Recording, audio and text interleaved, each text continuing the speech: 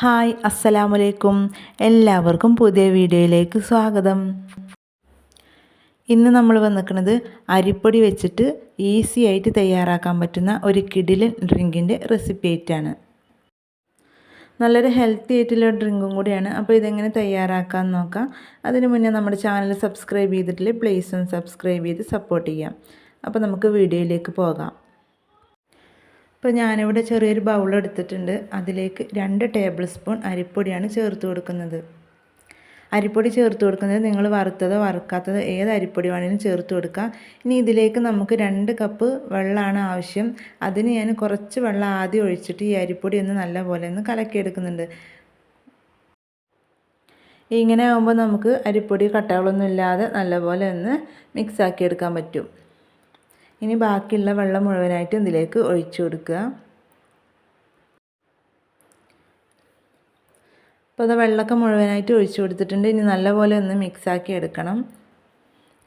ഇനി നമുക്ക് ഫ്ലെയിം ഓണാക്കിയതിൻ്റെ ശേഷം മീഡിയം ഫ്ലെയിമിലിട്ടിട്ട് നല്ലപോലെ ഇളക്കി കൊടുക്കുക. അടി പിടിക്കും. കുറച്ച് കട്ടിയുള്ള പാത്രം എടുക്കുകയാണ് ഏറ്റവും നല്ലത്. അല്ലെങ്കിൽ നിങ്ങൾക്ക് നോൺ സ്റ്റിക്കിൻ്റെ പാനാണെങ്കിലും എടുക്കാം. അപ്പോൾ അത് അവിടെ തിളച്ച് വന്നിട്ടുണ്ട്. ഇനി 2-3 മിനിറ്റ് നല്ലപോലെ തിളക്കട്ടെ. നമ്മുടെ അരിപ്പൊടിയൊക്കെ നല്ലപോലെ ഒന്ന് കുക്കായി കിട്ടണം. അപ്പോൾ അതാ 2-3 മിനിറ്റ് കഴിഞ്ഞപ്പോൾ നമ്മുടെ അരിപ്പൊടിയൊക്കെ നല്ലപോലെ കുക്കായി കിട്ടിയിട്ടുണ്ട്. ഇപ്പോൾ എത്ര മതി, നമുക്കിനി ഫ്ലെയിം ഓഫ് ചെയ്യാം. ഇനി ഇത് തണുത്ത് കഴിഞ്ഞാൽ ഒന്നും കൂടി തിക്കായിട്ട് കിട്ടും. അപ്പോൾ അതാ അരിപ്പൊടി നല്ലപോലെ തണുത്ത് അത്യാവശ്യം കട്ടിയായിട്ട് തന്നെ കിട്ടിയിട്ടുണ്ട്.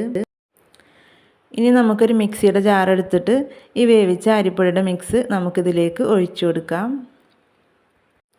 ഇത് ഞാനിപ്പോൾ തയ്യാറാക്കുന്നത് 1/2 ലിറ്റർ പാലിനാണ്. 1/2 ലിറ്റർ പാലിന് നമ്മൾ 2 ടേബിൾ സ്പൂണ് പൊടിയെടുത്താൽ കറക്റ്റായിരിക്കും. ഇനി ഇതിലേക്ക് ആവശ്യത്തിന് പഞ്ചസാര ചേർത്ത് കൊടുക്കുക.